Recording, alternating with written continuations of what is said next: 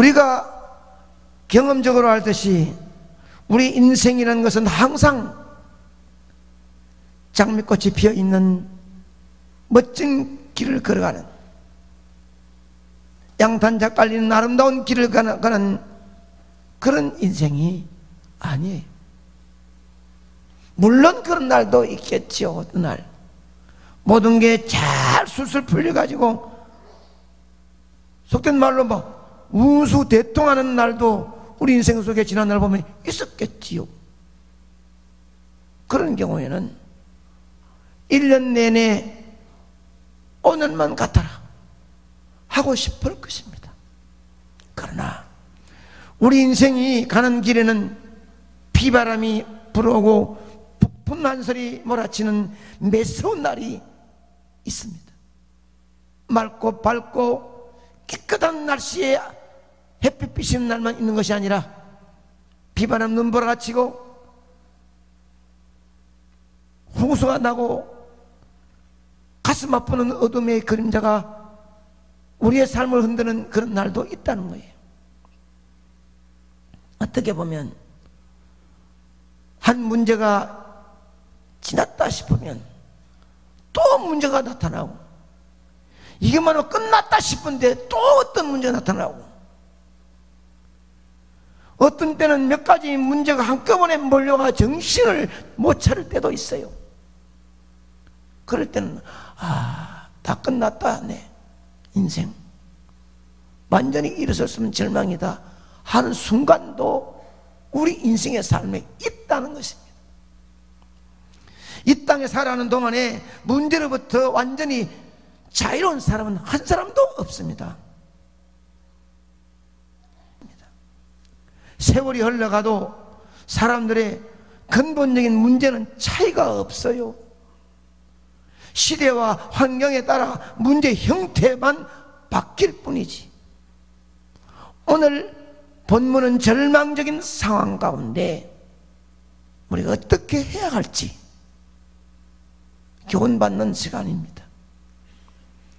지난 날도 그랬지만 남은 생애 속에도 우리 앞에 어떤 절망과 좌절이 찾아올지 모르는데 그때 우리 어떻게 해야 될 것인가 하는 문제를 놓고 우리 앞에 절망은 절대 끝이 아니다 라는 제목으로 말씀드릴 때, 이 말씀 여러분 마음속에 아멘으로 받아들이면 남은 생애 동안 살아가는 동안 내 가정, 자녀, 앞날과 장래, 직장과 사업장에 어둠의 그림자가 확 닥쳐와도 이겨낼 수 있는 힘이 올 줄로 믿습니다. 세상에 삶에 절망의 순간이 없는 사람은 한 사람도 없다는 것을 인정하시기를 축원합니다. 시작.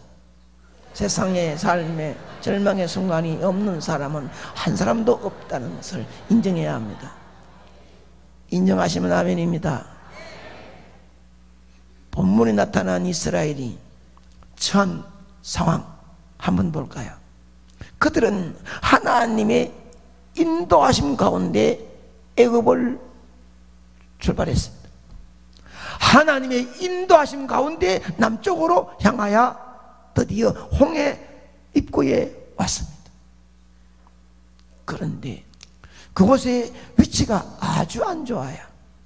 안 좋은 정도가 아니라 적군의 덫에 걸린 꼴이 되고 말았습니다.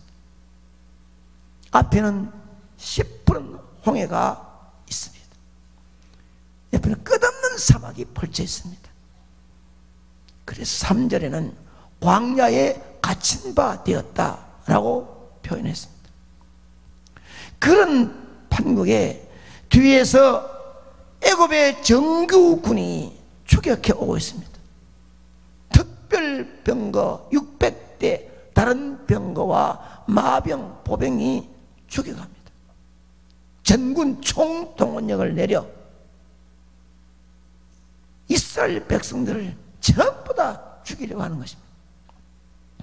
우리가 알다시피 그 당시에 애굽은 강국입니다. 대강국입니다.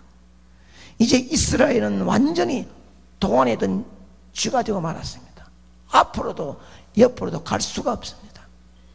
하나님께서 인도하셨는데 이런 형국이 되고 말았습니다.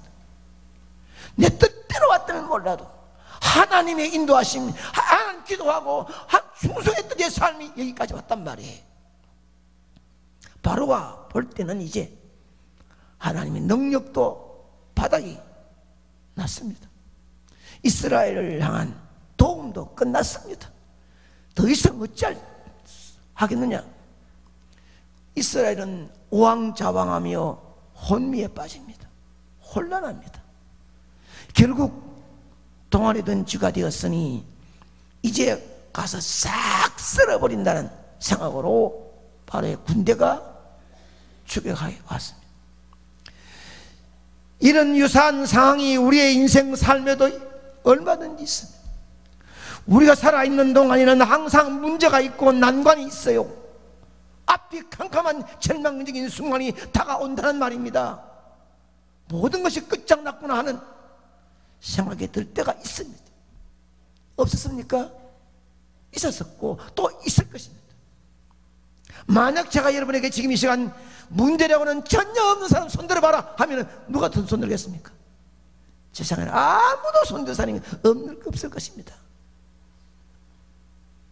문제의 크기나 종류는 사람마다 다르고 문제의 심각성도 다르겠지만 모두 그 나름대로 크고 작은 문제를 가지고 있는 것이 이 땅에 살아가고 있는 우리의 현실입니다. 그런데 여기서 정말 우리를 당황하게 만드는 것은 하나님의 말씀대로 하나님 뜻대로 살고자 하는 사람들에게도 곤경이 찾아온다는 사실 아닙니까? 하나님 뜻대로 살면 모든 잘되고 만사 형통이 될 것이라고 생각하는 사람들이 많고 그렇게 기복주의적으로만 벙벙 띄우는 목사, 교회, 교단도 있습니다. 이스라엘의 경우 어떠합니까? 그들이 자기들 마음대로 이곳까지 온 게 아니거든요. 하나님의 지시를 받고 온 거예요. 하나님 지시는 모세가 받아 모세가 이끌어 온 거예요. 하나님 주시는 구름기둥과 불기둥 따라 여기까지 왔는데 동안에 덩치가 되고 말았으니 사면초가 되고 말았습니다. 어느 누가 봐도 꼼짝없이 죽었다고 인정할 수밖에 없는 절망적인 상황에 처하고 말았습니다. 어떻게 이런 일이 있을 수가 있는가? 하나님의 뜻대로 하나님 말씀대로 주의 종의 모세의 인도를 받고 왔는데 어찌 이럴 수가 있는가? 하나님 실수하셨나? 하나님 왜 이러시나? 얼마든지 입으로 얼마든지 말할 수가 있는 상황이죠. 그러나 하나님은 실수하심이 아니라 절대로 그럴 수 없습니다. 4절에 보면 시작 내가 그와 그 온 군대로 말미암아 영광을 얻어 애굽 사람들이 나를 여호와인 줄 알게 하리라 하시매. 할렐루야. 하나님이 이렇게 하시면 이스라엘 백성들을 그렇게도 고통과 고난과 신을 집어넣었던 그 애굽 사람들에게 내가 살아있다는 사실, 이스라엘 백성들의 선민의 아버지임을 보여주기 위함입니다. 이 일로 인하여 하나님이 영광이 드러나게 하겠다는 것입니다. 할렐루야. 하나님의 영광이 극대화되게 하시려고 의도적으로 이스라엘을 진퇴양난의 궁지 속으로 몰아 넣었다는 것입니다. 하나님의 영광이 드러나게 하기 위해서 하나님 뜻대로 사는 사람들에게도 하나님 뜻대로 고난과 원망, 환난, 시련, 불평거리를 준다는 것입니다. 믿음과 신앙이 있는 사람은 그때마다 무엇인가 조금 더 기다려야 되는데 놈 때문이라고 막 꽝지르고 원망 불평하면 하나님 손대서 영광을 거둘 수 있는 자리가 없다는 말이에요. 여기서 우리가 분명히 반드시 알아야 될 것이 뭐냐 하면, 하나님께서 영광을 받으시기 위해서는 우리는 엄청난 고난을 당할 수도 있습니다. 하지만 그 고난은 우리에게 엄청난 유익을 준다는 것도 알아야 될 줄 믿습니다. 정금 같은 신앙으로 빚어지기 위해서 고난과 시련의 영광로 속으로 들어가는 경험도 해야 될 줄 믿습니다. 믿음과 신앙이 없었대 묻어서 어려움 당해봐야 부르짖고 눈물 겪는 가운데서 빛나는 믿음을 만들 수 있다는 것이에요. 모난 인격, 절대로 고칠 수 없는 모난 인격은 쉽게 깨어지지 않습니다. 절망적인 위기의 순간을 통과할 때 깨어지는 법입니다. 할렐루야. 나에게 절망의 순간이 찾아올 때는 나는 어떤 반응을 보여야 하겠습니까? 시작. 나에게 절망의 순간이 찾아올 때 나는 어떤 반응을 보여야 하겠습니까? 앞에는 홍해, 뒤에는 애굽 군대라는 절망적인 상황에 처했던 백성들은 어떤 반응을 보였느냐 하면 10절에 보면 이스라엘 자손이 심히 두려워하여 여호와께 부르짖고, 여기 부르짖고라는 말은 기도했다는 말이 아니에요. 원망했다는 말이에요. 바로 그 다음 절에 보면 왜 우리를 이곳까지 끌고 나와서 여기서 죽게 합니까? 애굽에 매장지가 없어서 여기서 죽이려고 장사 지내려고 끌고 왔습니까? 차라리 애굽에 노예로 있는 것이 훨씬 좋았습니다 라고 그 다음 절에 소리 질러 원망 소리 나옵니다. 불평. 이 300만 명이나 되는 사람들이 그 분노에 찬 불평불만의 소리를 한번 상상해 보십시오. 생적에 따로 없습니다. 똑같은 절망의 상황 앞에서 모세와 이스라엘 백성과의 반응 차이가 어떻습니까? 처한 상황이 이스라엘 백성이나 모세나 완전히 똑같습니다. 모세 앞에도 홍해가 가로막혀 있었고 이스라엘 백성 앞에도 홍해가 가로막혀 있었고 모세 뒤에도 애굽 군대가 추격가 오고 백성 뒤에도 애굽 군대 추격가 오고 똑같아요. 그러나 고함지름에 원망하고 돌아가자고 이거 왜 여기 끌어왔냐고 와 여론 몰려가지고 꽉을 치는 순간에 모세는 그러지 않았습니다. 너무 달랐습니다. 같은 환경이라고 해서 모두 같은 반응을 보이는 것은 결코 아닙니다. 그 사람의 믿음이 어떠하냐에 따라 똑같은 환경에 대해서 다양한 반응이 나옵니다. 똑같은 사건 앞에서 사람들이 생각이 달라지는데 어떤 사람이 나오느냐?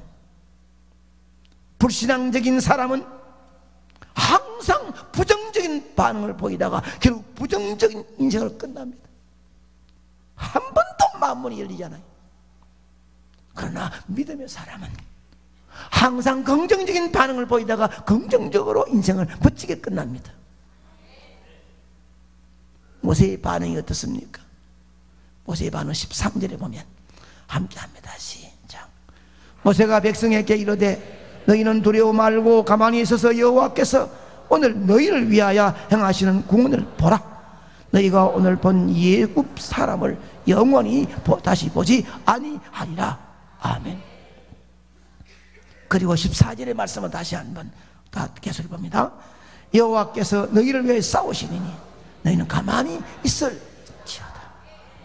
절망적인 순간이 올 때 우리도 이렇게 반응할 수 있어야 될 줄 믿습니다. 이것이 바로 믿음 그 자체고 믿음의 반응입니다. 그렇게 오랫동안 믿어와 수십 년의 인생의 삶의 거룩한 교회 예수 그리스도를 구주로 믿어왔다면서 어떤 순간이 왔을 때 여기서 다 깨어버리고 다 된 밤에 재뿌리 말아버리는 이런 경우들을 가지면 안 된다는 것이에요. 내 생각을 앞세워 두려워하지 말고 하나님께 모든 것을 맡기시기를 축원합니다. 이 문제가 해결 안 되면 나는 어찌하나? 우리 가족은 누가 책임지나? 많은 사람이 부끄러워 어떻게 나타나나?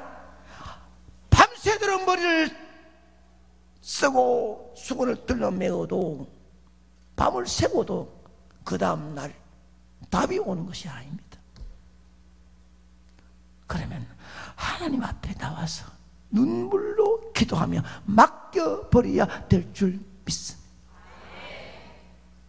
맡겼다는 말은 교회 와서 기도자고 기도했다 막 맡기고 간다 이렇게 내 판단 내 뜻대로 되는 게 아닙니다. 마음의 무거운 짐을 주님께 완전히 맡겼다는 평안함이 성령으로 내 마음에서 올 때까지 기도해야 되는 겁니다. 아멘. 한 번 두 번 하고 맡겼다고 기도했는데 맡겨놨는데 왜 이러냐고. 그냥 기도하고 나서 맡겼으니 하나님 알아서 해주겠지. 하나님 자기 마음대로 판단하지 말고 그건 절대로 맡기는 것이 아니에요. 네 마음에 성령이 그래 내가 맡았다 염려하지 마 평안히 가라. 그런데 그 절망적인 문제를 앞에 있어도 그렇게 평안하고 하나님 함께 하신다는 임마누엘 주님이 가슴에 확 할 때 그것이 맡긴 역사입니다. 오늘 우리는 모세 같은 믿음의 자세를 보일 수 있기를 축복합니다. 절망적인 상황 속에서 내가 할 수 있는 것은 하나님께 온전히 맡기는 길밖에 다른 일이 절대로 없습니다. 여호와께서 너희를 위하여 싸우시니 너희는 가만히 있을지어다. 방방대거나 철랑대거나 소리 지르거나 열을머리 하거나 하지 말라는 말이에요. 하지 말라는 말이 아무런 소용이 없다는 말이에요. 그게 살아왔죠. 인생 소용이 있습니까?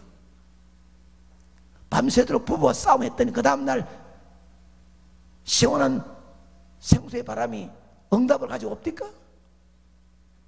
밤새도 싸우고 나면 그 다음날은 딱 돌아앉아가지고 말도 안 하고 얼마나 힘듭니까? 여호와께서 너희를 위하여 싸우시니 너희는 가만히 좀 있어라. 아멘입니다. 성령님 이 시간 여러분께 말씀하십니다. 네가 하나님을 확실히 믿는다면 하나님께서 너를 위해 책임지고 싸워주실 것이니 염려하거나 너무 앞서지 말고 하나님께서 너를 위해 어떻게 싸워주시는지 가만히 지켜보기만 하라. 이 성리 영험이 들리기를 축복합니다. 우리 모두는 절망적인 순간을 만날 수 있습니다. 그때 어떻게 반응해야 될 것이냐 잘 들으셔야 합니다. 자식 문제, 가정, 물질, 질병 백성들처럼 여기까지 인도하신 해방되어 출애굽하여 여기까지 온 것도 하나님의 은혜이면 기다려야 되는데 이스라엘 백성들처럼 원망하고 불평만 해야 되겠습니까? 하지 마세요. 체질이 좀 바뀌어봅시다. 입에서 이제 불평 불만하지 말아야지. 뻔히 잘못된 것 알아도 하지 않을 수 있는 내 마음에 내 마음 다스릴 수 있는 마음, 이게 용서가 나은 거예요. 그 사람이 얼마든지 직선 말할 수 있는데도 참으면서 그를 떠독거리는 그건 대단한 종류만 인물입니다. 할 수 있어도 내가 짚고 넘어가지 내가 그냥 못 넘어간다 하고 해보니까 대단한 줄 알지만은 그 순간에 하나님 손길이 떨어진다는 것이 백성들처럼 원망하고 불평하겠습니까? 아니면 모세처럼 나는 두려워하지 않으리라, 하나님을 온전히 신뢰하며 모든 하나님께 맡기리라, 이런 믿음의 선포를 하시겠습니까? 그 믿음의 선포 이후에 잠잠히 기다리시겠습니까? 여러분, 결론은 절망의 순간이 내게 찾아온다 할지라도 믿음의 눈으로 바라보면 그 절망은 나에게 끝이 아니라 하나님의 기적을 볼 수 있는 통로가 될 줄로 믿습니다. 뜨거운 마음으로 마지막 문구를 작성한 제 중심이 모든 오늘 말씀의 총망라의 영적인 힘을 여러분 빨리 하지 말고 천천히, 이것이 여러분에게 마지막 오늘 잡고 가야 될 말씀인 줄 알고 함께 합니다. 시작. 절망의 순간이 내게 찾아온다 할지라도 믿음의 눈으로 바라보면 그 절망은 나에게 끝이 아니라 하나님의 기적을 볼 수 있는 통로가 될 줄 믿습니다.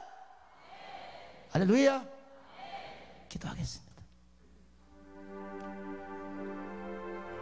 절망과 좌절이 내 앞에 가로막힌다 할지라도 누구에게 뛰어가서 말한다고 해결되는 게 아닙니다. 밤새도록 누구를 원망한다고 되는 게 아닙니다. 주님 앞에 엎드려 여기까지 생명 연장하여 살게 해주신 하나님 아버지여, 이것도 하나님 손에 있사오니 나를 나되게 하신 아버지 뜻인 줄 아오니 아버지여, 아버지여 해주시옵소서. 저는 아버지만 믿고 기다립니다.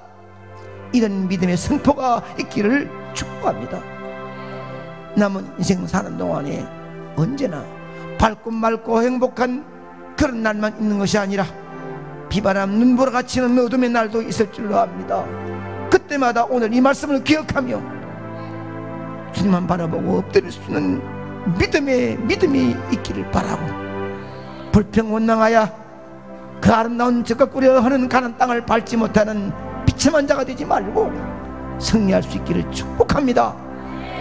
하나님 아버지, 말씀에 아멘 아멘 한 이들의 마음속에 성령이여 아멘 속에 역사해 주옵시고, 겸손한 마음으로 말씀을 받아 내게 주신 아버지의 음성으로 믿고 아멘 다짐하는 심령 속에 주님이 동행하셔서 임마누엘의 끝까지 험악한 인생 사는 동안에 하나님의 뜻을, 하나님의 기적을 체험할 수 있는, 간증할 수 있는 모두가 되어지게 하여 주시옵소서. 지금 이들의 앞에는 남이 알지 못하는 절망과 좌절과 어둡고 힘든 문제가 있다면 오늘 말씀을 다시 한번 새기면서 의로운 주먹으로 앞으로 아멘 나갈 때 기적과 승리가 이들 앞에 올 줄을 믿습니다. 함께 주시옵소서. 예수님 이름으로 간절히 기도 올려옵나이다. 아멘.